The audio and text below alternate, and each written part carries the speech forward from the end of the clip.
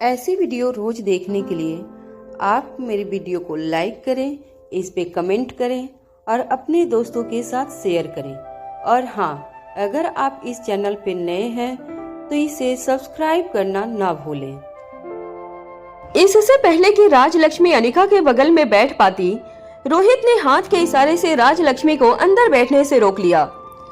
राजलक्ष्मी हैरान होकर रोहित की ओर देखने लगी। रोहित ने इशारे से राजलक्ष्मी को ड्राइवर के बगल वाली सीट पर बैठने को कहा। इशारा करते वक्त रोहित के चेहरे पे मुस्कान भी थी। रोहित के एक्सप्रेशन से राजलक्ष्मी समझ गई थी कि यह रोहित का कोई ऑर्डर नहीं था, बल्कि एक छोटी सी रिक्वेस्ट थी कि रोहित अनिका के बगल में बैठना चाहता है। राजलक्ष्मी भी रोहित और अनिका के बीच में नहीं आना चाहती थी।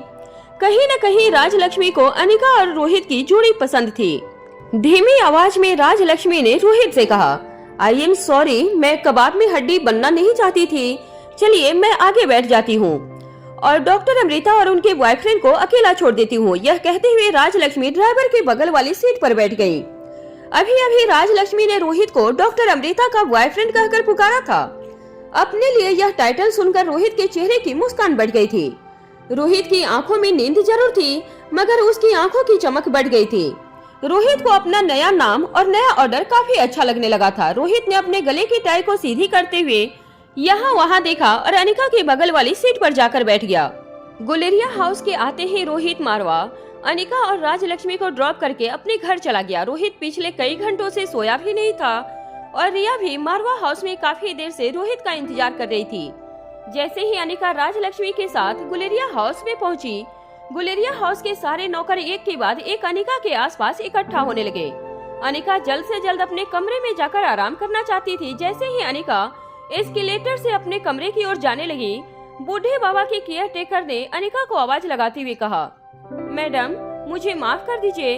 जब अनिका ने मुड़कर पीछे देखा तो बूढ़े बाबा के केयर टेकर के साथ साथ घर के बाकी नौकर भी अनिका के सामने हाथ जोड़कर खड़े रह गए। अनिका ने कभी भी घर के नौकरों के बर्ताव पर नाराजगी नहीं जताई थी। अनिका अच्छी तरह से जानती थी कि नौकरों ने जो कुछ भी रिएक्ट किया था वह सही था। इससे यह पता लगता था कि घर के नौकरों को बूढ़े बाबा की कितनी फिक्र थी। अनिका ने हाथ के इशारे से सारे नौकरों को यह कह दिया कि उन्हें माफी मांगने की कोई जरूरत नहीं थी। जब अनिका फिर ऊपर जाने लगी तब बूढ़े बाबा के केयर टेकर ने फिर से अनिका को रोकते हुए कहा, मैडम यह है मालती, शारदा की जगह आज से यह घर की देखभाल करेगी। अगर आपको किसी भी चीज की जरूरत हो तो मालती से कह दीजिएगा। मालती 40-45 साल की एक औरत थी, देखने में थोड़ी बहुत पढ़ी लिखी भी थी। मालती ने मुस्कुराकर बड़ी ही रिस्पेक्ट से अनिका को नमस्ते कहा और पूछा, मैडम कहिए मैं क्या कर सकती हूँ आपके लिए। तभी अनिका को याद आया कि जब राजलक्ष्मी भी अनिका के साथ गुलेरिया हाउस में रहने वाली थी तो उसे भी एक कमरे की जरूरत होगी। अनिका ने मालती से कहा, यह है मेरी असिस्टेंट राजलक्ष्मी, इसके लिए एक कमरे का इंतजाम कर देना। अनिका की बात सुनते ही मालती ने हाँ में अपना सर हिला दिया। इसके बाद अनिका एस्केलेटर से अपने कमरे की ओर चली गई। मालती ने राजलक्ष्मी से कहा, मैडम आप मेरे साथ चलिए, गुलेरिया हाउस में चौथे मॉल पर गेस्ट रूम्स बनाए गए हैं। आपके पसंद का जो भी रूम होगा उसे मैं आपके लिए तैयार करवा दूंगी। जैसे ही मालती राजलक्ष्मी को लिफ्ट से ऊपर ले जाने लगी तभी फर्स्ट फ्लोर की लॉबी में खड़ी व्योमा ने मालती को आवाज लगाते हुए कहा, सुनो मालती, यहाँ मुझे कुछ काम है। मालती जो राजलक्ष्मी को फोर्थ फ्लोर पे ले जाने वाली थी, उसने हिचकिचाते हुए व्योमा से कहा, छोटी मालकिन, दरअसल मैं अनिका जी के गेस्ट को उनका कमरा दिखाने ले जा रही हूँ। क्या मैं उसके बाद आपके पास आ सकती हूँ? व्योमा ने अपनी आवाज ऊंची करते हुए कहा, क्या तुम जानती हो तुम किससे बात कर रही हो? तुम इस घर के नौकर हो और यह मत भूलो कि गुलेरिया हाउस पर सबसे ज्यादा हक करण गुलेरिया का है। और अगर तुम भूल गई हो तो तुम्हें याद दिला दूं कि करण गुलेरिया मेरे पापा हैं। अब इस रिश्ते के नाते तुम्हारा फर्ज बनता है कि मेरे बुलाने पर तुम हर काम छोड़कर सबसे पहले मुझे अटेंड करो। मालती कई सालों से गुलेरिया हाउस की नौकर थी। जब आकाश गुलेरिया छोटा था तब मालती ही उसे स्कूल से पिकअप और ड्रॉप करने जाया करती थी। कहा जाए तो बचपन में मालती ही आकाश गुलेरिया की केयर टेकर भी थी, मगर जैसे जैसे आकाश बड़ा होता गया मालती को एक तरह से प्रमोशन दे दिया गया। उसे उसके घर में बाकी नौकरों को अलग अलग काम सौंपने और नौकरों पर नजर रखने के लिए सुपरवाइजर बनाया गया था। क्योंकि शारदा व्योमा से काफी क्लोज थी, इसलिए शारदा का औहदा पिछले काफी सालों से गुलेरिया हाउस में मालती से बड़ा था। मगर जैसे ही शारदा को पुलिस अरेस्ट करके ले गई, शारदा की जगह ऑटोमेटिकली मालती ने ले ली थी, क्योंकि आकाश मालती की बहुत रिस्पेक्ट करता था। व्योमा और शारदा मालती से नफरत करते थे, मगर अब बाजी पलट चुकी थी। शारदा को पुलिस पकड़ के ले गई थी और आकाश ने व्योमा के पास के सारे पावर छीन लिए थे, क्योंकि अब व्योमा को आकाश ने फैमिली मैटर संभालने से मना कर दिया था। कुछ दिनों के लिए आकाश ने यह जिम्मेदारी भी मालती को ही सौंप दी थी, जब तक कि व्योमा के इंटरनल अफेयर संभालने वाली पोजीशन फैमिली में किसे दी जाए यह तय नहीं हो जाता। आकाश ने यह जिम्मेदारी भी मालती को ही सौंपी थी। मालती काफी समझदार औरत थी। व्योमा ने अपनी आवाज ऊंची करते हुए सबके सामने मालती को यह जताया कि वह घर के सारे नौकरों की मालकिन थी, मगर मालती मुस्कुराते हुए व्योमा को बड़े ही पोलाइटली जवाब दिया, मैडम बेशक आप इस घर की मालकिन हैं और आपके ऑर्डर को मानना मेरा फर्ज भी है, मगर उससे भी बड़ा फर्ज यह है कि मैं घर आए मेहमान की देखभाल करूं, उन्हें किसी तरह की तकलीफ न हो यह देखना मेरी जिम्मेदारी है। और अगर मैंने ऐसा नहीं किया तो यह गुलेरिया परिवार और गुलेरिया हाउस की बदनामी होगी। और अगर कहीं गलती से भी यह बात बाहर किसी को पता चल गई कि गुलेरिया हाउस घर आए मेहमानों के साथ बदसलूकी करता है, तब घर के असली मालिक यानी कि करण गुलेरिया का सर शर्म से झुक जाएगा, और ऐसा इस घर की वफादार नौकर होने के नाते मैं नहीं होने दूंगी। एक बार घर आए मेहमान को उनका कमरा दिखाकर उनका कमरा तैयार करवा दूं, उसके बाद मैं बेशक आपके पास आ जाऊंगी। मालती के जवाब से और बाकी नौकरों की एटीट्यूड से व्योमा इतना समझ चुकी थी कि अब उसकी पोजीशन घर में पहले जैसी नहीं रही थी। खुद व्योमा ने ही शारदा को बूढ़े बाबा को जहर देने के केस में फंसाया था। घर के सबके ऊपर अपना ढोस जमाए रखने में व्योमा की सबसे ज्यादा मदद शारदा ने ही की थी। मगर जब शारदा की पोजीशन मालती को मिल चुकी थी और घर के बाकी नौकरों की भी धीरे धीरे व्योमा से नफरत करने लगे थे, क्योंकि सभी लोग जानते थे कि शारदा व्योमा के कितने करीब थी, और अगर शारदा ने बूढ़े बाबा को जहर दिया था तो जरूर इस बात की जानकारी व्योमा को भी होगी। यह बात सारे नौकरों में फैल चुकी थी। व्योमा जानती थी कि इस वक्त मालती के साथ ज्यादा बहस करने से नुकसान व्योमा का ही होगा। इसलिए मुस्कुराते हुए व्योमा ने मालती से कहा, अरे तुम तो बुरा मान गई, मैं तो तुम्हें सिर्फ इसलिए कह रही थी कि घर में अगर कोई मेहमान आया है तो अच्छे से मेहमान की खातिरदारी करना। गुलेरिया हाउस अपने मेहमानों के स्वागत के लिए जाना जाता है। आज घर में अच्छे से अच्छे पकवान बनाना, मेहमान को किसी भी तरह की शिकायत न हो, यह देखना तुम्हारा काम है। मालती ने भी सर झुकाकर बड़ी ही पोलाइटली कहा, छोटी मालकिन, मैं इस सब बात का अच्छी तरह ख्याल रखूंगी। घर आए मेहमान को किसी भी बात की तकलीफ न हो। जब गुलेरिया हाउस के अंदर यह सब कुछ चल रहा था, तब ठीक दरवाजे के बाहर प्रीति ज्योति बुआ से फोन पर बात कर रही थी। ज्योति बुआ प्रीति से कह रही थी, जरा जाकर पूछो अनिका से कि यह सब कुछ क्या हो गया, और उसकी जिंदगी में इतनी बड़ी मुसीबत आई तो उसके अपनी बुआ से बताना भी जरूरी नहीं समझा। क्या गौतम के साथ रिश्ता खत्म होते ही वह हमें भी भूल चुकी है? प्रीति ने जवाब देते हुए कहा, नहीं मम्मी, ऐसा मत कहो। हम जिसे हमारी सीधी साधी भोली भाली अनिका दीदी समझ रहे थे, वह देश और दुनिया की सबसे बड़ी न्यूरो सर्जन डॉक्टर अमृता है। काफी बिजी चलती होंगी, कितने लोग उनसे इलाज करवाने के लिए महीनों तक इंतजार करते होंगे। अब ऐसे सिचुएशन में उन्हें वक्त नहीं मिलता होगा हमें कांटेक्ट करने का। ज्योति बुआ ने प्रीति की बात में हामी भरते हुए कहा, हाँ बिल्कुल सही कह रही हो, मगर मैंने न्यूज में जो कुछ भी देखा है उसके बाद मेरा भी बहुत मन घबरा रहा है। पुलिस ने एक छोटी सी बच्चे के ऊपर इतना बड़ा चार्ज लगा दिया, वो भी बिना सोचे समझे, और मुझे तो इस बात की भी चिंता हो रही है कि इतने सालों के बाद गुलेरिया हाउस में शामिल होने के बावजूद गुलेरिया परिवार के लोगों ने अनिका के साथ इस तरह का सलूक किया। किसी ने मेरे बच्चे को पुलिस स्टेशन से बेल तक नहीं दिलवाई। यह सब सोच सोचकर मेरा जी बहुत घबरा रहा है। जरा उससे मिलकर पूछना कि वहाँ नए लोगों के बीच वह सलामत तो है ना। प्रीति गुलेरिया हाउस के दरवाजे तक तो पहुंच चुकी थी, मगर किसी तरह अंदर जाने की हिम्मत नहीं जुटा पा रही थी। अनिका के साथ प्रीति के संबंधों में काफी बदलाव आ चुका था। गौतम गुलेरिया अनिका का बायोलॉजिकल फादर नहीं था। अनिका अब प्रीति की बायोलॉजिकल कजन भी नहीं थी। ऊपर से अभी अभी प्रीति को यह भी पता चला था कि वह जिसे अपना आइडल मानती थी, यानी कि डॉक्टर अमृता, दरअसल वह और कोई नहीं बल्कि अनिका थी। कुछ ही दिनों में संबंध में बहुत बदलाव आ गया था। जिस दीदी को बिना छुपाए वह सब कुछ कहती थी, वह दीदी अब गुलेरिया परिवार की बेटी भी थी। देश और दुनिया की सबसे बड़ी डॉक्टर में से एक भी थी, और तो और वो प्रीति की मेंटर भी थी। गुलेरिया हाउस का दरवाजा नॉक करने में प्रीति अपने आप को बहुत छोटा महसूस कर रही थी। तभी अचानक ज्योति बुआ ने प्रीति को फोन पर बताया, अरे हाँ प्रीति, हॉस्पिटल से फोन आया था। तुम्हारी डिलीवरी के वक्त मैंने अपनी अम्बिलिकल कार्ड फ्रीज करवाई थी ताकि फ्यूचर में अगर तुम्हें जरूरत पड़े तो तुम उसका इस्तेमाल कर सकती हो। अब हॉस्पिटल वालों का कहना है कि 20 साल में उन्होंने अम्बिलिकल कार्ड फ्रीजर किया है। हमने तुम्हारे पापा के जिंदा रहते हुए जो फीस भरी थी उसकी मोहलत पूरी हो चुकी है। हॉस्पिटल वालों ने कहा है कि अगर आगे भी हमें अम्बिलिकल कार्ड को प्रिजर्व करना है तो हर साल हमें उसके चार्जेस भरने होंगे और मैं चाहती हूँ कि हम अस्पताल में फीस जमा कर दें। भगवान न करे मगर अगर कल को तुम्हें किसी भी चीज की जरूरत पड़ी तो अम्बिलिकल कार्ड काफी काम आ सकती है। प्रीति ने अपनी नजर झुकाए हुए ज्योति बुआ से कहा, मम्मी आप तो जानती ही हो इस वक्त हमारी फाइनेंशियल कंडीशन ठीक नहीं चल रही है, फिर यह सब कैसे मैनेज करेंगे।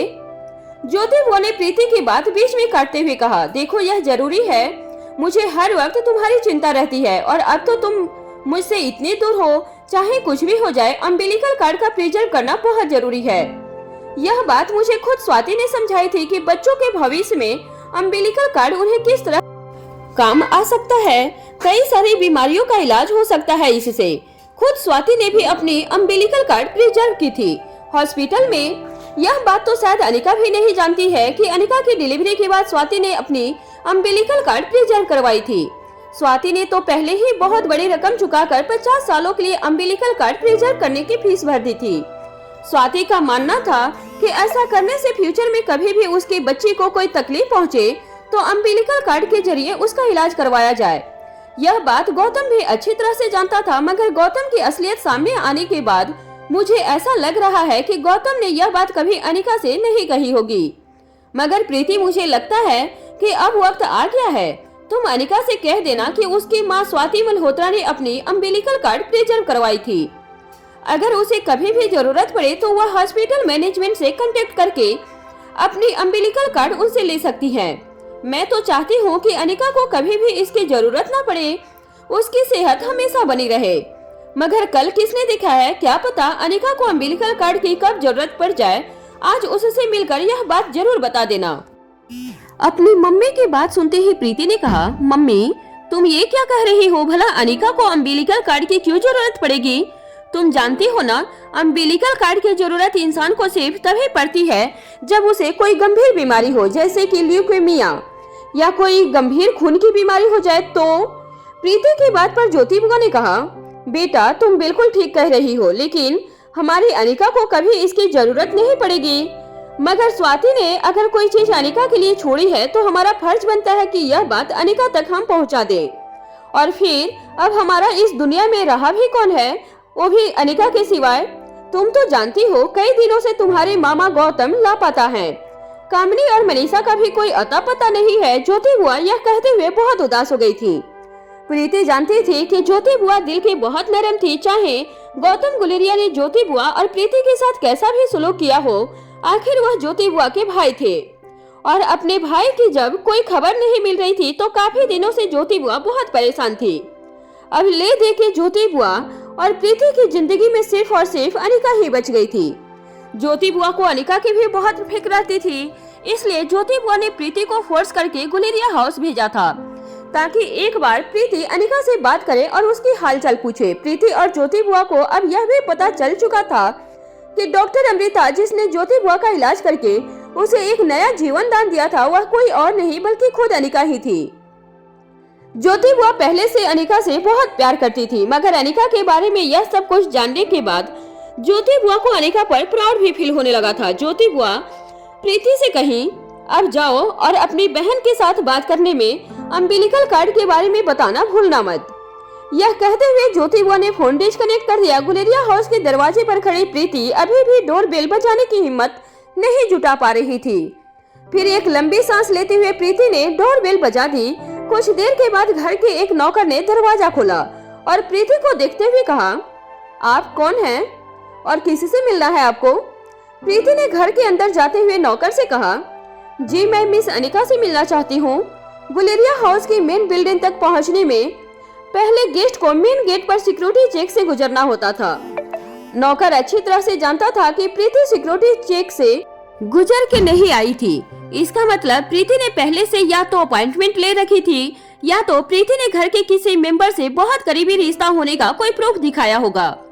प्रीति ने सिक्योरिटी चेक पर अपनी कॉलेज आईडी दिखाई थी, जिसमें साफ लिखा हुआ था कि वह तो एक स्टूडेंट थी। और अब तक यह बात गुलेरिया हाउस में सभी लोग जान चुके थे कि गुलेरिया हाउस की नई बेटी अनिका भी वर्ल्ड फेमस डॉक्टर अमृता थी। मालती राजलक्ष्मी को अपना कमरा दिखाकर राजलक्ष्मी का सामान लेने राजलक्ष्मी के साथ वापस नीचे आ गई थी। जब मालती ने दरवाजे पर खड़ी प्रीति को देखा तब मालती ने सोचा कि एक बार अनिका से पूछ लिया जाए, मगर जैसे ही मालती ने इंटरकॉम से अनिका को कॉल लगाने की कोशिश की, राजलक्ष्मी ने मालती से कहा, मेरे ख्याल से डॉक्टर अमृता फिलहाल आराम करना चाहेंगी, इस वक्त उन्हें डिस्टर्ब नहीं करना चाहिए। राजलक्ष्मी अच्छी तरह से जानती थी कि अनिका को नींद की कितनी जरूरत है और पुलिस स्टेशन और हॉस्पिटल में इतना वक्त गुजारने के बाद उसके शरीर को कुछ घंटों की आराम की जरूरत थी। राजलक्ष्मी की बात सुनते ही मालती ने नौकर से कहकर प्रीति को अंदर आने की इजाजत दे दी, लेकिन अनिका से मिलने के लिए परमिशन नहीं दी थी। फर्स्ट फ्लोर के स्टेयरकेस के पास खड़ी व्योमा यह सब कुछ देख रही थी। अभी अभी मालती ने व्योमा का कहा नहीं माना था, मगर अनिका के गेस्ट ने जो कुछ भी मालती से कहा वह मालती ने चुपचाप फॉलो कर लिया था। यह देखकर व्योमा मन ही मन अब सोचने लगी थी कि क्या अब इसकी इज्जत गुलेरिया हाउस में अनिका की असिस्टेंट से भी कम हो गई थी। जैसे ही प्रीति गुलेरिया हाउस के अंदर आई, प्रीति ने गुलेरिया हाउस में चारों ओर अपनी नजरें घुमाई। प्रीति ने इससे पहले कभी इतना शानदार घर नहीं देखा था। गुलेरिया हाउस का लिविंग हॉल इतना बड़ा था जितनी मनाली में प्रीति की कॉलेज कैंटीन हुआ करती थी। एक के बाद एक फ्लोर्स पर चढ़ते हुए एस्केलेटर्स, एक तरफ बनी 3 लिफ्ट जो बिल्डिंग के सातों फ्लोर्स को एक दूसरे के साथ कनेक्ट करती थी। प्रीति को एक पल के लिए लगा कि वह किसी 5 स्टार होटल के अंदर आ गई थी। मॉडर्न आर्किटेक्चर से बनी हुई यह बिल्डिंग किसी फिल्मी सेट से कम नहीं लग रही थी। प्रीति मनाली में एक मिडिल क्लास फैमिली को बिलोंग करती थी। ऐसी जगह पर वह पहले कभी नहीं गई थी। प्रीति धीरे धीरे चलकर बताए गए सिटिंग एरिया की ओर जाने लगी, मगर प्रीति की नजरें लगातार गुलेरिया हाउस को देख रही थी। प्रीति की नजर जिस चीज पर पड़ती, प्रीति मन ही मन उस चीज की कीमत के बारे में सोचने लगती थी। प्रीति को समझ नहीं आ रहा था कि आखिर छोटे से शहर में रहने वाली उसकी कजिन इतने बड़े खानदान में कैसे एडजस्ट कर रही होगी। प्रीति की इस बात का यकीन हो गया था कि गुलेरिया परिवार को लोग शायद अनिका को नीचा दिखाने के लिए ही उसे किसी फ्रॉड केस में फंसाने की कोशिश कर रहे थे। प्रीति घबराते हुए सिटिंग एरिया में बने सोफे पर बैठी। जैसे ही प्रीति वहां बैठी, प्रीति के कानों पर एक आवाज पड़ी, कौन है यह लड़की? जब प्रीति ने मुड़कर देखा तो एक 20-21 साल का हैंडसम सा लड़का बड़े ही स्टाइल से चलते हुए प्रीति की ओर आ रहा था। घर के एक नौकरानी ने ओंकार को जवाब देते हुए कहा, सर, यह अनिका मैडम की कजिन है। ओंकार पिछले कुछ दिनों से अपनी नई बहन अनिका का फैन हो चुका था।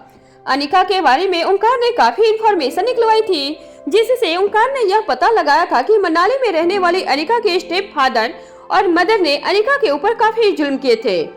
अनिका की कजन यानी कि उसी परिवार का हिस्सा थी जिसने अनिका पर इतने अत्याचार किए थे। ओंकार बिल्कुल प्रीति के पास आकर खड़ा रह गया और घूर घूर कर प्रीति को देखने लगा। ओंकार को इस तरह अपनी ओर देखते हुए प्रीति घबरा गई और अपनी जगह से खड़ी हो गई। ओंकार ने अपने दोनों हाथ अपनी कमर पर रखते हुए प्रीति से पूछा, अच्छा तो तुम अनिका की कजिन हो? घबराहट से प्रीति की सांसें तेज होने लगी थी।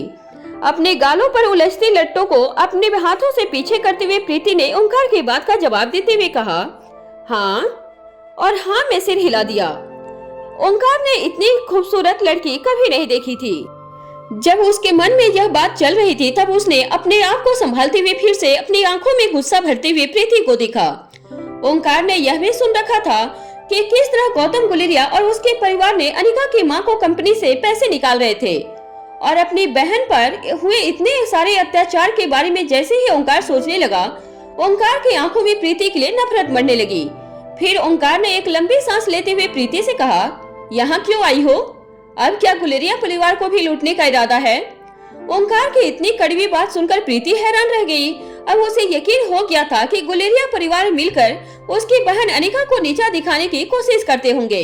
घर आए मेहमान के साथ अगर वह इस तरह से बात कर सकते थे तो फिर अनिका को कई दिनों से गुलेरिया परिवार के साथ उन्हीं के घर पर रहती थी। पता नहीं अब तक अनिका को नीचा दिखाने के लिए इन लोगों ने क्या क्या और क्या कुछ नहीं किया होगा अनिका से। ओंकार और प्रीति दोनों ही एक दूसरे को नफरत से देखने लगे, मगर वह दोनों ही यह जानते थे कि जिसे वह अपनी बहन का दुश्मन समझ रहे थे वह दरअसल अनिका के शुभचिंतक हैं। प्रीति जो हमेशा ही कम बोलती है और हमेशा ही काफी डरी हुई और सहमी हुई रहती थी, ओंकार की बात सुनकर प्रीति के शरीर में भी जुनून भर गया था। प्रीति ने ताकत इकट्ठा करते हुए अपनी आवाज में गर्मी लाकर ओंकार से कहा, माना कि तुम लोग पैसे वाले हो, मगर इसका मतलब यह नहीं कि जिसके पास पैसा नहीं उन्हें अपने पांव की जुतियां समझो। ओंकार ने भी पलटकर जवाब देते हुए कहा, माना कि तुम्हारे पास पैसा नहीं, इसका मतलब यह नहीं जहां अमीर खानदान देखा वहीं उनके बैंक लूटने चले गए। अपने ऊपर इस तरह का इल्जाम लगते हुए देखकर प्रीति की सांसें और ज्यादा फूलने लगी थी। प्रीति को समझ नहीं आ रहा था कि कोई घर बुलाए मेहमान का इस तरह से अपमान कैसे कर सकता था। प्रीति की सांसें तेज होने लगी थी। जब ओंकार ने प्रीति की आंखों में बढ़ता हुआ गुस्सा देखा, तब ओंकार ने अपनी आवाज ऊंची करते हुए कहा, तेवर तो देखो इस लड़की के, गुस्सा तो इतना आ रहा है जैसे मैंने किसी बहुत बड़ी डॉक्टर या कलेक्टर से यह कह दिया हो कि वह चोर है। प्रीति ने पलटकर जवाब देते हुए कहा, देखिए मिस्टर, जो भी आपका नाम है, आप अपनी लिमिट क्रॉस कर रहे हैं। आप हम लोगों को इस तरह से बेइज्जत नहीं कर सकते। पैसों का घमंड आपके सर चढ़कर बोल रहा है। प्रीति की इस बात पर ओंकार का गुस्सा भी ट्रिगर हो गया था। ओंकार मन ही मन सोच रहा था कि अगर आज सामने प्रीति की जगह कोई लड़का खड़ा होता तो शायद वह उसके साथ हाथापाई पर उतर जाता, मगर किसी तरह अपने आप पर काबू करते हुए ओंकार ने प्रीति से कहा, ठीक है, अगर तुम इसे इस नजर से देखना चाहती हो तो यही सही है, हमारे पास पैसा, क्या कर लोगी? अरे यह मेज पर पड़ा फ्लावर वास जो है ना, वह इतना महंगा है कि अगर गलती से भी टूट गया तो उसकी भरपाई करने के लिए तुम्हें 1 साल के किसी रेस्टोरेंट में नौकरी करनी होगी। जिस कारपेट पे तुम खड़ी हो उस कारपेट की कीमत का तुम तो अंदाजा भी नहीं लगा सकती हो। जरा गौर से अपने चारों तरफ देखो। इस घर में रखी हुई हर चीज की कीमत अगर लगाने जाओगी तो शायद तुम्हारे पूरे साल भी यहाँ खड़ी खड़ी रहोगी तभी भी हिसाब नहीं लगा पाओगी। प्रीति का गुस्सा इतना ज्यादा बढ़ रहा था कि वह समझ नहीं पा रही थी कि वह करे तो क्या करे, मगर पैसों को लेकर ओंकार जिस तरह प्रीति को नीचा दिखाने की कोशिश कर रहा था, यह बात प्रीति से बर्दाश्त नहीं हो रही थी। हमेशा ही बिल्कुल शांत रहने वाली प्रीति को पता नहीं क्या हो गया था, मगर प्रीति के हाथ अपने आप ओंकार के बालों तक चले गए और प्रीति उसके बालों को जोर जोर से खींचने लगी। ओंकार भी अपना बचाव करते हुए प्रीति को अपने से दूर धकेलने लगा, मगर जब ओंकार ने देखा कि प्रीति की ग्रिप बहुत ही ज्यादा स्ट्रॉन्ग थी तो ओंकार ने प्रीति को पूरी ताकत लगाकर धकेलने की कोशिश की, मगर इस कोशिश में ओंकार का पांव फिसला और वह प्रीति के ऊपर जा गिरा। प्रीति ओंकार का वजन संभाल नहीं पाई और दोनों कारपेट पर एक झटके के साथ गिरे। गिरने के इम्पैक्ट की वजह से ओंकार के होंठ सीधे प्रीति के होंठ पर जा टकराए। ओंकार के होठों पर प्रीति के होंठ का स्पर्श होते ही ओंकार जैसे मेमोराइज सा हो गया। कुछ देर तक बिना हिले डुले ओंकार बस यूं ही प्रीति के ऊपर लेटा रहा। प्रीति ने अपने आप को छुड़ाने की बहुत कोशिश की, मगर ओंकार का वजन प्रीति के मुकाबले काफी ज्यादा था। काफी जोर लगाने के बावजूद प्रीति ओंकार को अपने से अलग नहीं कर पा रही थी। कुछ देर बाद जब ओंकार को होश आया तब वह अचानक ही अपने आप को संभालते हुए अपने पैरों पर खड़ा हो गया था। प्रीति ने भी पास पड़ी चेयर का सहारा लेते हुए अपने पैरों पर खड़ी हो गई थी।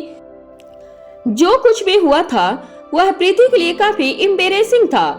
आसपास खड़े नौकर चाकर सभी लोग प्रीति और ओंकार की ओर देख रहे थे। प्रीति और ओंकार को देखकर ऐसा लग रहा था जैसे दोनों किसी स्कूल के साथी थे जो छोटी सी बात को लेकर एक दूसरे के बाल नोचने लगते थे। प्रीति अपनी नजर झुकाकर खड़ी हुई थी, मगर तेज चल रही सांसों की वजह से प्रीति के गाल पूरी तरह से लाल हो चुके थे।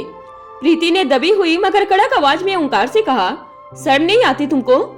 इस तरह की हरकत करते हुए ओंकार ने भी पलटकर जवाब देते हुए कहा, देखिए यह एक्सीडेंट था और यह एक्सीडेंट तभी हुआ क्योंकि आपने मुझ पर अटैक किया।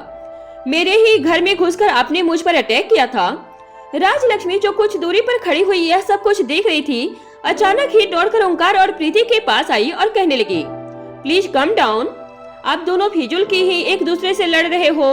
अगर अनिका मैडम को पता चला कि आप दोनों एक दूसरे के दुश्मन बने हो तो उन्हें बहुत बुरा लगेगा। यह बात सुनते ही प्रीति और ओंकार दोनों शॉक हो गए थे। राजलक्ष्मी ने अपनी बात आगे बढ़ाते हुए कहा, मिस्टर ओंकार, यह प्रीति है।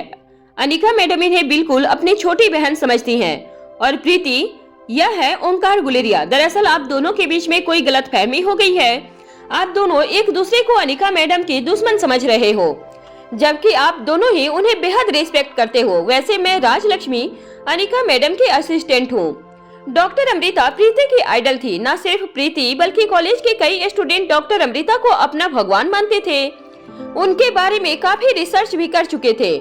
यह बात सभी लोग अच्छी तरह से जानते थे कि राजलक्ष्मी पिछले कई सालों से डॉक्टर अमृता की असिस्टेंट थी, और डॉक्टर अमृता की असिस्टेंट होने का मतलब था कि राजलक्ष्मी काफी एक्सपीरियंस्ड और एक्सपर्ट थी। राजलक्ष्मी को देखते ही प्रीति ने तुरंत अपने गुस्से पर काबू पा लिया। वहाँ ओंकार को भी जब राजलक्ष्मी ने सच्चाई बताई तो उसे इस बात का एहसास हुआ कि ओंकार ने बेचारी प्रीति पर बिना सोचे समझे कैसे कैसे इल्जाम लगा दिए थे। ओंकार को पता था कि उससे बहुत बड़ी गलती हो गई थी, मगर वह यह समझ नहीं पा रहा था कि वह प्रीति से माफी किस तरह मांगे। ओंकार ने कभी किसी से माफी नहीं मांगी थी।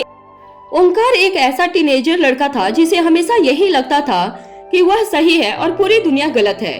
मगर आज शायद पहली बार ओंकार को इस बात का एहसास हुआ था कि एक गलती उससे भी हुई थी और भोली भाली और इनोसेंट प्रीति को उसने बहुत ज्यादा हर्ट किया था। मगर ओंकार को माफी मांगने की न तो आदत थी और न ही उसे माफी मांगने की टेक्निक आती थी। इसलिए बड़े ही एटीट्यूड से ओंकार ने प्रीति से कहा, मुझे लगता है हम दोनों से गलती हो गई है। एक छोटी सी मिसअंडरस्टैंडिंग हो गई है हम दोनों के बीच में। ओंकार की बात सुनते ही प्रीति के सर पर फिर से गुस्सा चढ़ने लगा। प्रीति ने ओंकार की ओर देखकर कहा, दोनों की गलती? इसमें मेरी गलती कहां से आ गई? आपने आते ही मुझ पर कैसे कैसे इल्जाम लगाना शुरू कर दिया। मानती हूँ कि आप लोगों के पास बहुत पैसे हैं, मगर इस तरह घर आए मेहमानों पर पैसे की अकड़ दिखाने वाले लोगों को घमंडी कहते हैं। प्रीति की बात सुनकर ओंकार को भी फिर से गुस्सा चढ़ने लगा। ओंकार ने प्रीति की ओर इशारा करते हुए कहा, तुमने मेरे बाल खींचे थे, पहले मैंने तुम पर अटैक नहीं किया था। प्रीति ने भी पलटकर जवाब देते हुए कहा, और वह जो तुमने मेरे साथ किया उसका क्या? ओंकार ने अपने दोनों हाथ हवा में उछालते हुए प्रीति से पूछा, क्या किया मैंने तुम्हारे साथ? प्रीति को बोलने में शर्म आ रही थी, मगर वह ओंकार के साथ इस आर्गुमेंट में पीछे नहीं पड़ना चाहती थी, इसलिए जवाब देते हुए कहा। अटकती हुई आवाज में प्रीति ने कहा, वह जो तुमने मुझे किस कर दिया, किस तरह का बिहेवियर था वो? यह बात सुनते ही ओंकार ने अपना एक हाथ अपने सर पर मारते हुए कहा, अरे वह मैंने जानबूझकर नहीं किया, मेरा पांव फिसला और मैं तुम पर गिर गया। और वैसे भी मुझे कोई छूत की बीमारी नहीं है जो तुम इतना बड़ा सीन क्रिएट कर रही हो। ओंकार ने यह बात इतनी कैजुअली कही थी जैसे कि किस करना बहुत ही आम बात होती है। प्रीति एक छोटे शहर की बहुत ही शर्मीली लड़की थी। जब ओंकार ने सबके सामने प्रीति को यह कह दिया तो प्रीति की आंखों से आंसू टपकने लगे। प्रीति ने रोती हुई आवाज में ओंकार से कहा, पैसों का नशा तुम्हारे सर पर चढ़ गया है। तुम्हें इंसान में और इस फ्लावर वास में कोई फर्क नहीं नजर आता। बस तुम हर चीज की कीमत लगा सकते हो, इमोशंस को कभी नहीं समझ सकते। प्रीति को रोता हुआ देखकर ओंकार का दिल पिघलने लगा था। वह किसी भी तरह प्रीति के बहते हुए आंसू को रोकना चाहता था। ओंकार ने बात बनाते हुए प्रीति से कहा, अरे यह फ्लावर वास के बारे में तो मैं झूठ कह रहा था, यह महंगा नहीं है, बहुत ही सस्ता है। रोती हुई आवाज में प्रीति ने कहा, तुम झूठ बोल रहे हो। ओंकार ने प्रीति से कहा, अरे मैं क्यों झूठ बोलूंगा, अब रोना बंद करो। अगर अनिका ने देख लिया कि मैंने तुझे रुलाया है तो वह मुझसे बहुत नाराज हो जाएगी। रोती हुई प्रीति अब मन ही मन यह सोच रही थी, इस घर में रहने वाले सभी लोग ओंकार की तरह सोच रखते होंगे। इंसानों से ज्यादा कीमती चीजों की इन्हें ज्यादा वैल्यू थी। तभी एस्केलेटर से व्योमा नीचे उतरने लगी। व्योमा ने जब प्रीति को ओंकार के पास खड़ा देखा तो बड़ी ही सोफिस्टिकेटेड और पोलाइट तरीके से मालती से पूछा, क्या बात है, आज तो घर पर मेहमानों का तांता लग गया है। जैसे ही प्रीति ने व्योमा को अपनी ओर आते हुए देखा, प्रीति ने अपनी आंखों से आंसू पोंछते हुए अपने आप को संभाल लिया और नजरें झुकाकर खड़ी वहीं रह गई। मालती ने प्रीति का इंट्रोडक्शन देते हुए व्योमा से कहा, यह प्रीति है, अनिका मैडम की कजन। यह सुनते ही व्योमा के चेहरे पर मुस्कुराहट आ गई। व्योमा ने लिविंग हॉल में बनी सिटिंग एरिया में रखी हुई एक चेयर पर बैठते हुए कहा, मानना पड़ेगा अनिका के काफी रिलेटिव हैं जो उनकी खैर खबर पूछते रहते हैं। जिस तरह से व्योमा प्रीति के साथ बात कर रही थी, जिस तरह से व्योमा ने प्रीति को ऊपर से नीचे देखा, प्रीति को तुरंत इस बात का एहसास हुआ कि व्योमा के इरादे कुछ ठीक नहीं थे। व्योमा की बातों से और उसकी नजरों से प्रीति को यह पता चल चुका था कि व्योमा हो न हो अनिका और अनिका के रिश्तेदारों से नफरत करती थी। मगर व्योमा गुलेरिया खानदान की इकलौती बेटी थी, यह बात भी प्रीति अच्छी तरह से जानती थी। प्रीति व्योमा के सामने खड़ी थी, मगर व्योमा ने एक बार भी प्रीति को बैठने के लिए नहीं कहा था। मगर व्योमा खुद प्रीति के सामने पांव पर पांव चढ़ाकर बैठ गई थी। वह गौर से प्रीति के रिएक्शन को देख रही थी। प्रीति गुलेरिया हाउस में बहुत अनकंफर्टेबल महसूस कर रही थी। प्रीति अपने दोनों पांव सीधे खड़ी भी नहीं रख पा रही थी। उसके मन में चल रही बातों की वजह से उसके पांव भी एक जगह पर टिक नहीं पा रहे थे। प्रीति ने अचानक ही अपने दोनों हथेलियों को मसलना शुरू कर दिया। इससे पहले कि व्योमा प्रीति को और ज्यादा अनकंफर्टेबल महसूस करवाती, व्योमा के ठीक सामने ओंकार सोफा पर अपने दोनों हाथ फैलाकर बैठ गया और अपने पांव पर पांव चढ़ाते हुए व्योमा से कहने लगा, अरे तुम तो इस बेचारी के साथ इस तरह का बात कर रही हो जैसे तुम किसी स्कूल के प्रिंसिपल हो और यह तुम्हारी कोई स्टूडेंट है जिसने होमवर्क नहीं किया हो। ओंकार ने जब प्रीति और राजलक्ष्मी के सामने व्योमा से इस तरह बात की तो व्योमा ने ओंकार को आंखें दिखाते हुए कहा, क्या मेहमानों के सामने इस तरह की बातें करना तुम्हें शोभा देता है? व्योमा की बात को हंसी में उड़ाते हुए ओंकार ने कहा, यह इतने बड़े बड़े हिंदी के शब्द मुझे नहीं आते, मगर मैं इतना जरूर जानता हूँ कि तुम भी कई ऐसी चीजें करती हो जो गुलेरिया हाउस में किसी मेंबर को शोभा नहीं देता है। इससे पहले कि व्योमा ओंकार की बात का कोई रिएक्शन देती, ओंकार ने व्योमा को रोकते हुए कहा, और वैसे भी आकाश ने तुम्हें घर के मामलों में बोलने से मना कर दिया है। फिर घर में कौन आता है कौन जाता है यह सब तुम्हें जानने की कोई जरूरत नहीं है। व्योमा ने अपनी आवाज ऊंची करते हुए ओंकार से कहा, मेहमानों के सामने जरा तमीज से पेश आओ। इस बार ओंकार भी झटके से अपनी जगह से खड़ा हो गया और चुटकी बजाते हुए व्योमा की ओर इशारा करते हुए कहने लगा, देखो व्योमा, मेरे ऊपर तो हुकूमत मत ही चलाओ, समझ गई? और रही बात इस लड़की की, तो मैंने तुमसे पहले भी कहा है कि यह कोई मेहमान नहीं है, यह अनिका की कजिन है और अनिका की कजिन होने के नाते यह मेरी भी दोस्त है। और दूसरी बात, गुलेरिया परिवार के मेंबर्स के रिश्तेदार जब भी उन्हें मिलने गुलेरिया हाउस आते हैं तो उन्हें बड़े ही रिस्पेक्ट के साथ ट्रीट किया जाता है। जैसे ही ओंकार ने यह बात कही, व्योमा ने अपनी कमर सीधी करते हुए फिर से प्रीति को ऊपर से नीचे तक देखा और कहा, मगर जहाँ तक मैं जानती हूँ यह लड़की अनिका की रिश्तेदार नहीं है। व्योमा की यह बात सुनते ही आसपास खड़े सारे लोग व्योमा की ओर देखने लगे। प्रीति भी व्योमा की यह बात सुनकर हैरान हो गई थी। तभी व्योमा ने अपनी बात आगे बढ़ाते हुए कहा, जहाँ तक मुझे पता है अनिका मिस्टर गौतम गुलेरिया की बेटी है ही नहीं, और अगर वह मिस्टर गौतम गुलेरिया की बेटी नहीं है तो फिर इस लड़की के साथ भी उसका कोई खून का रिश्ता नहीं है। वैसे देखा जाए तो यह लड़की अनिका की कोई नहीं लगती। व्योमा की बात जितनी कड़वी थी उतनी ही सच भी थी। व्योमा की बात सुनते ही प्रीति की गर्दन शर्म से झुक गई। प्रीति अब एक पल के लिए भी गुलेरिया हाउस में ठहरना नहीं चाहती थी। प्रीति ने गुलेरिया हाउस के लोगों के बारे में जो कुछ भी सोचा था वह सब कुछ उसे सच लगने लगा था। जैसे ही गुलेरिया हाउस से बाहर जाने के लिए प्रीति अपने कदम आगे बढ़ाने लगी, अचानक ही ओंकार जोर जोर से हंसने लगा। सारे नौकर चाकर, राजलक्ष्मी, मालती और व्योमा ओंकार की इस अजीब हरकत को देखकर चौंक गए थे। ओंकार की हंसी की आवाज पूरे गुलेरिया हाउस में गूंजने लगी थी। ऐसा लग रहा था जैसे हंसते हंसते ओंकार जमीन पर गिर पड़ेगा।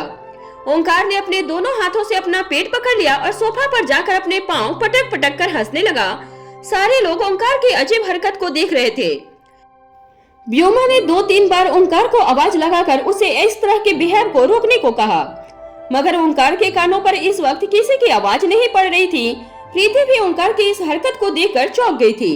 ओंकार के साथ प्रीति की पहली मुलाकात वैसे भी बहुत अजीब रही थी, मगर ओंकार को इस तरह पागलों की तरह हंसते हुए देखकर प्रीति को यकीन हो गया था कि ओंकार की दिमागी हालत सही नहीं थी।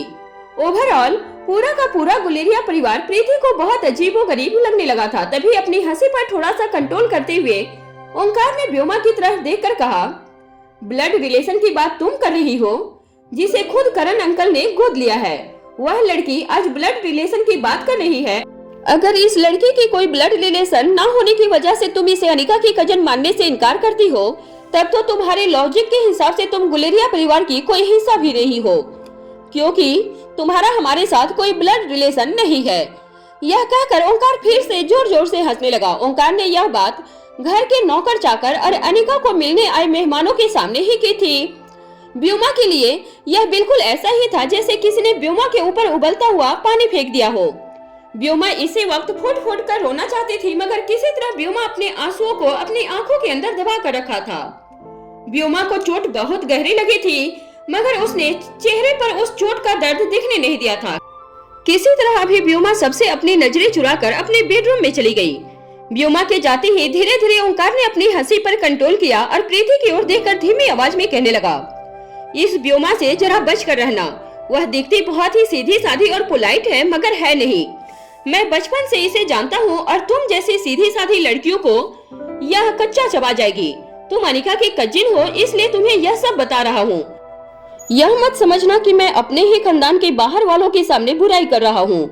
तुम मुझे बहुत इनोसेंट लगती हो, इसलिए तुम्हें यह सब बातें शेयर कर रहा हूँ। यह कहकर ओंकार भी अपने कमरे की ओर जाने लगा। ओंकार को जब से यह पता चला था कि आकाश ने व्योमा को अपने घर के मैटर्स में दखल अंदाजी करने से मना कर दिया था, ओंकार फिर से गुलेरिया हाउस रहने आ गया था। ओंकार को कहीं न कहीं व्योमा की हार देखकर मजा भी आता था। अचानक ओंकार फिर से प्रीति के सामने आया और धीमी आवाज में प्रीति के कानों के बिल्कुल पास जाकर कहने लगा, वैसे तुम्हारे साथ मैंने जो कुछ भी किया उसके लिए सॉरी, खासकर उस किस वाली बात के लिए। ओंकार ने जब यह बात प्रीति से कही तो प्रीति के गाल शर्म से लाल हो गए और उसकी नजरें झुक गई। वहाँ ओंकार को समझ नहीं आ रहा था कि आखिर इतनी छोटी सी बात के लिए इतना एम्बेरेसिंग फील करने की क्या जरूरत थी।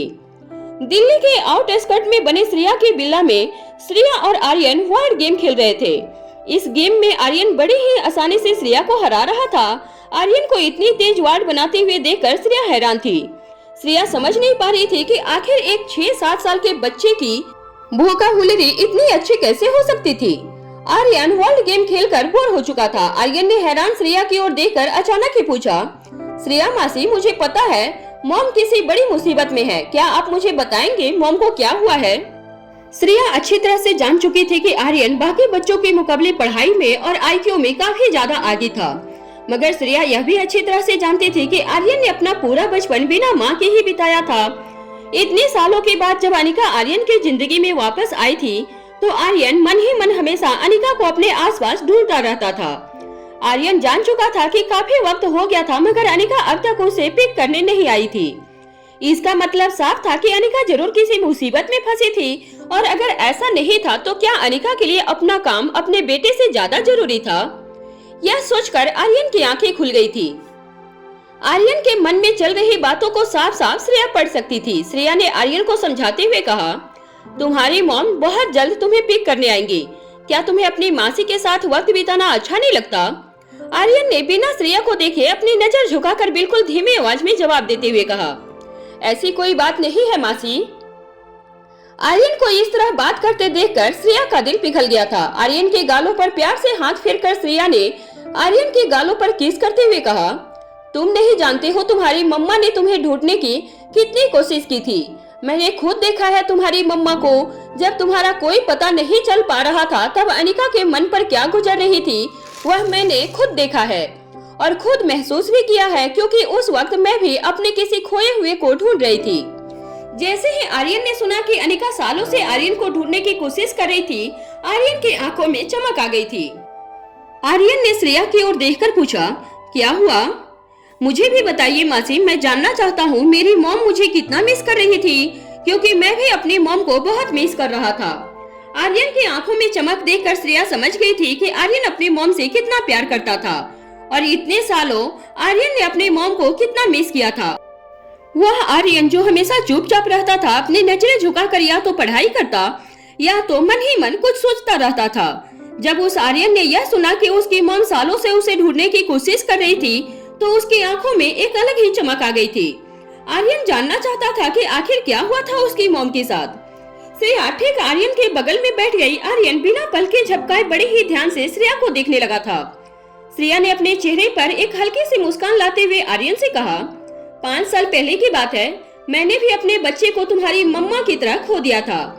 बस उसी वक्त हम अपने अपने बच्चों की तलाश करते हुए बेंगलुरु में मिले थे।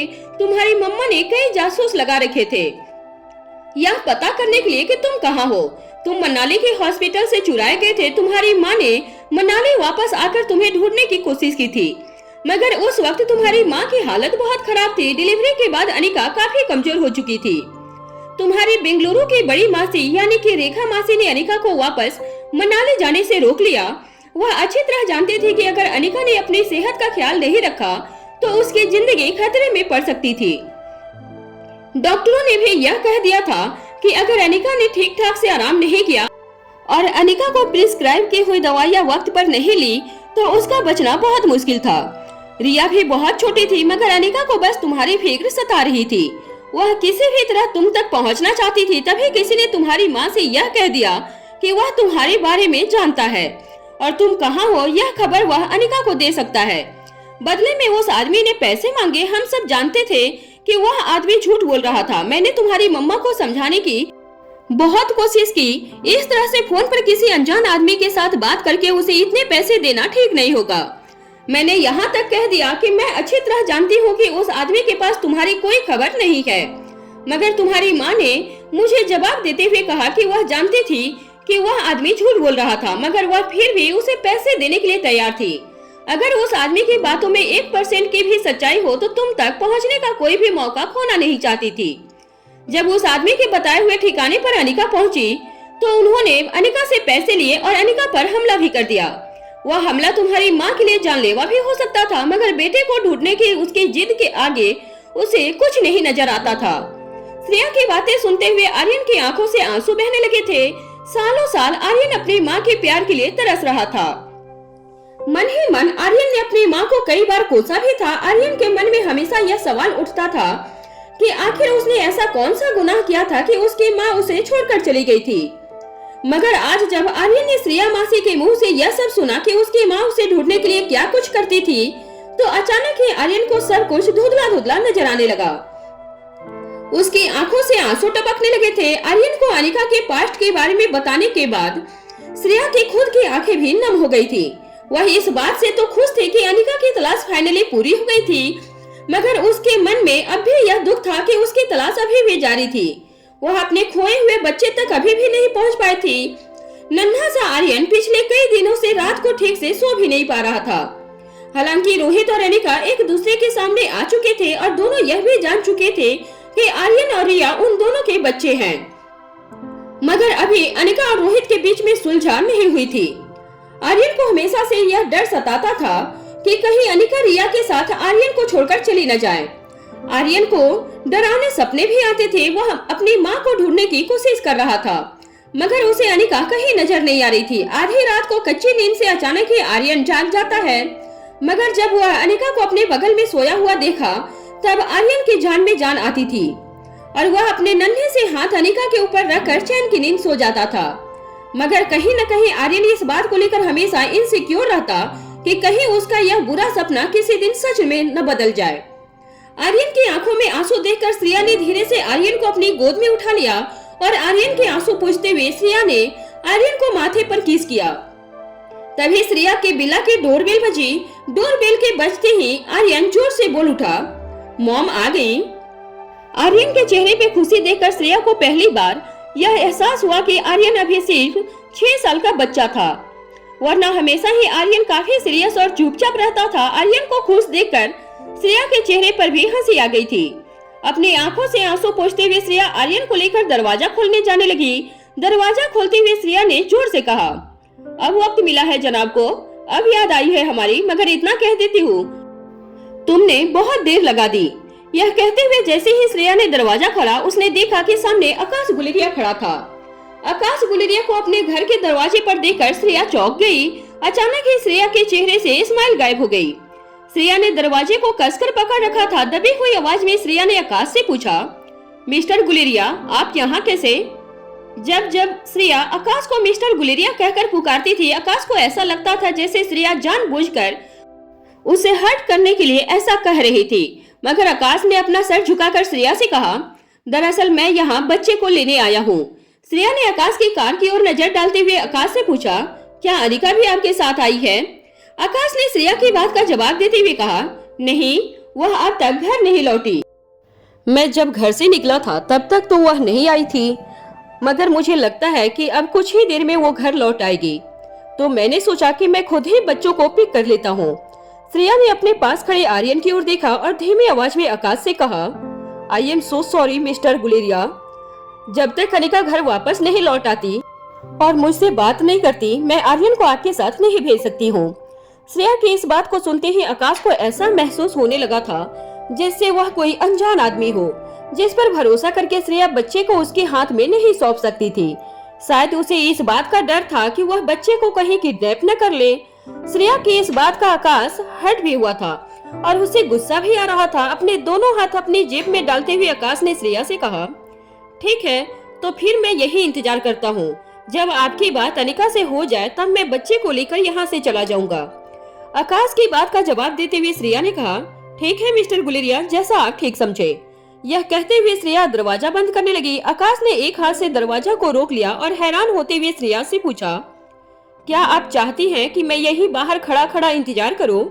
मुझे अंदर नहीं आने दोगे? श्रेया ने अपनी नजरें झुकाते हुए आकाश से कहा, I am so sorry mister Guleria, दरअसल मैं इस घर में अकेली रहती हूँ। इस वक्त रात भी काफी हो चुकी है, इस वक्त आपका अंदर आना ठीक नहीं रहेगा।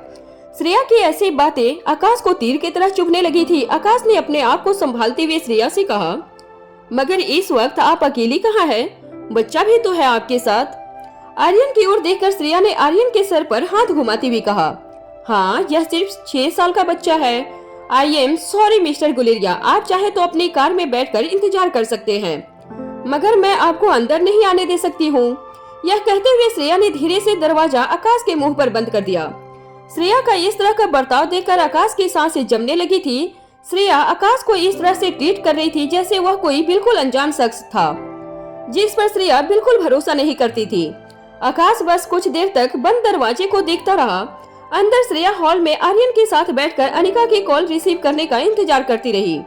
वह बार बार अनिका को कॉल लगा रही थी, मगर अनिका किसी भी तरह का रिस्पॉन्स नहीं दे रही थी। श्रेया के मन की बेचैनी बढ़ती जा रही थी। दरअसल श्रेया यह सोचकर बेचैन थी कि आकाश उसके घर के ठीक बाहर खड़ा था। वह आदमी जिससे वह एक पल के लिए भी दूर नहीं रह सकती थी, वह पास होने के बावजूद उससे काफी दूर था। श्रेया धीरे से अपनी खिड़की के पास गई और कर्टन हटाकर बाहर वरांदा में देखने लगी। आकाश उसे नजर नहीं आ रहा था, मगर गार्डन की लाइट से आकाश की परछाई श्रेया को नजर आ रही थी। आकाश बिल्कुल मोशनलेस खड़ा था, उसके शरीर में किसी भी तरह की मूवमेंट नहीं हो रही थी। ऐसा लग रहा था जैसे श्रेया ने लगभग आधे घंटे पहले आकाश के मुंह पर जब दरवाजा बंद किया था तब से लेकर अब तक आकाश उसी पोजीशन में खड़ा था। कॉलेज के दिनों में जब भी आकाश हॉस्टल की बालकनी से कूदकर श्रेया के पास आता, तब इसी तरह श्रेया आकाश की परछाई देखकर समझ जाती थी कि आकाश उससे मिलने आया था। उस वक्त आकाश की परछाई देखकर श्रेया के दिल में और चेहरे पर खुशी आ जाती थी, मगर आज उसी परछाई को देखकर श्रेया के दिल में दर्द महसूस हो रहा था। श्रेया ने कुछ और देर अनिका को फोन लगाने की ट्राई की, मगर अनिका कॉल रिसीव नहीं कर रही थी। आर्यन भी बेसब्री से अपनी मॉम को कॉल रिसीव करने का इंतजार कर रहा था और आधा घंटा बीत गया था। श्रेया जब फिर से अपनी खिड़की के पास जाकर आकाश को देखने की कोशिश करने लगी, तब उसने देखा कि वह परछाई जो कुछ देर पहले तक श्रेया को साफ नजर आ रही थी, वह परछाई अब जा चुकी थी। श्रेया को इस बात का एहसास हो चुका था कि आकाश बहुत देर तक इंतजार करने के बाद वह वापस गुलेरिया हाउस जा चुका था।